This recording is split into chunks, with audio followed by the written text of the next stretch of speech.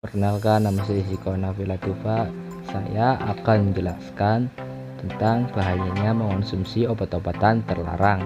Bahaya narkoba hingga menjadi kecanduan tersebut memang bisa disembuhkan, namun akan lebih baik jika berhenti menggunakannya sesegera mungkin atau tidak memakai sama sekali. Saya akan menjelaskan pengertian narkoba. Narkotika adalah zat atau obat baik yang bersifat alamiah, sintetis maupun semi sintetis yang menimbulkan efek penurunan kesadaran, halusinasi, serta daya rangsang. Sementara menurut Undang-Undang Narkotika Pasal 1 Ayat 1 menyatakan bahwa narkotika merupakan zat buatan ataupun yang berasal dari tanaman yang memberikan efek halusinasi, menurunkan kesadaran, serta menyebabkan kecanduan. Obat-obatan tersebut dapat menimbulkan kecanduan jika pemakaiannya berlebihan. Pemanfaatan dari zat-zat itu adalah sebagai obat penghilang nyeri serta memberikan ketenangan. Penyalahgunaannya bisa terkena sanksi hukum. Untuk mengetahui apa saja jenis dan bahaya narkoba bagi kesehatan, simak ulasannya berikut ini. Jenis narkoba.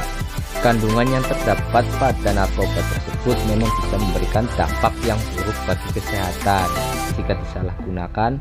Menurut Undang-Undang tentang Narkotika, jenisnya dibagi menjadi 3 golongan berdasarkan pada risiko ketergantungan. Pertama, narkotika golongan 1. Narkotika golongan 1 seperti ganja, opium, dan tanaman koka sangat berbahaya jika dikonsumsi karena beresiko tinggi menimbulkan efek kecanduan. Yang kedua, narkotika golongan 2. Sementara narkotika golongan 2 bisa dimanfaatkan untuk pengobatan asalkan sesuai dengan resep dokter. Jenis dari golongan ini kurang lebih ada 85 jenis. Beberapa diantaranya seperti morfin, alfaprodina, dan lain-lain. Golongan 2 juga berpotensi tinggi menimbulkan ketergantungan. Yang ketiga, narkotika golongan 3. Dan yang terakhir, narkotika golongan 3 memiliki resiko ketergantungan yang cukup ringan dan banyak dimanfaatkan untuk pengobatan atau terapi.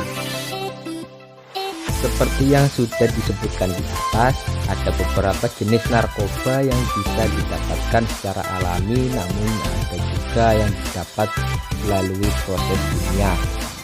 Jika berdasarkan pada bahan pembuatannya, jenis-jenis narkotika tersebut diantaranya adalah: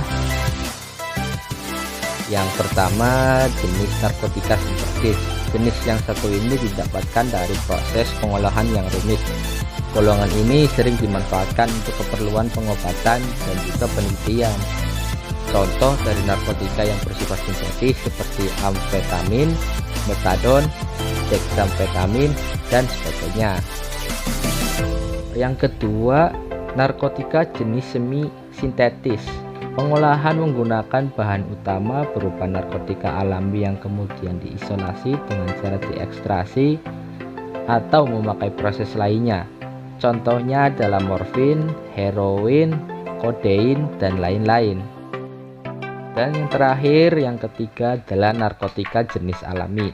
Ganja dan koka menjadi contoh dari narkotika yang bersifat alami dan langsung bisa digunakan melalui proses sederhana. Karena kandungannya yang masih kuat, zat tersebut tidak diperbolehkan untuk dijadikan obat. Bahaya narkoba ini sangat tinggi dan bisa menyebabkan dampak buruk bagi kesehatan jika disalahgunakan. Salah satu akibat fatalnya adalah kematian. Bahaya dan dampak narkoba pada hidup dan kesehatan manusia.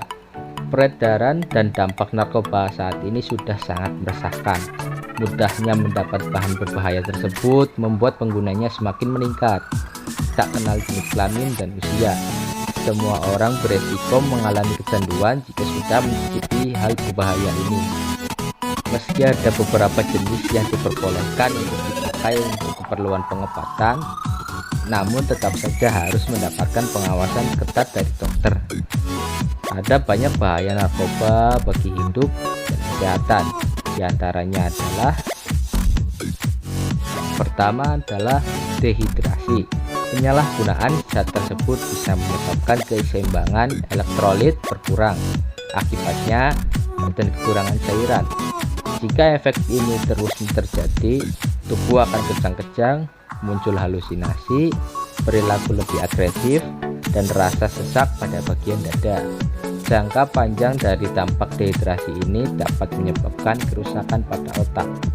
Yang kedua, halusinasi. Halusinasi menjadi salah satu efek yang sering dialami oleh pengguna narkoba seperti ganja. Tidak hanya itu saja, dalam dosis yang berlebih juga bisa menyebabkan muntah, mual, rasa takut yang berlebih, serta gangguan kecemasan. Apabila pemakaian berlangsung lama, bisa mengakibatkan dampak yang buruk seperti gangguan mental, depresi, serta kecemasan terus-menerus. Yang ketiga adalah menurunnya tingkat kesadaran.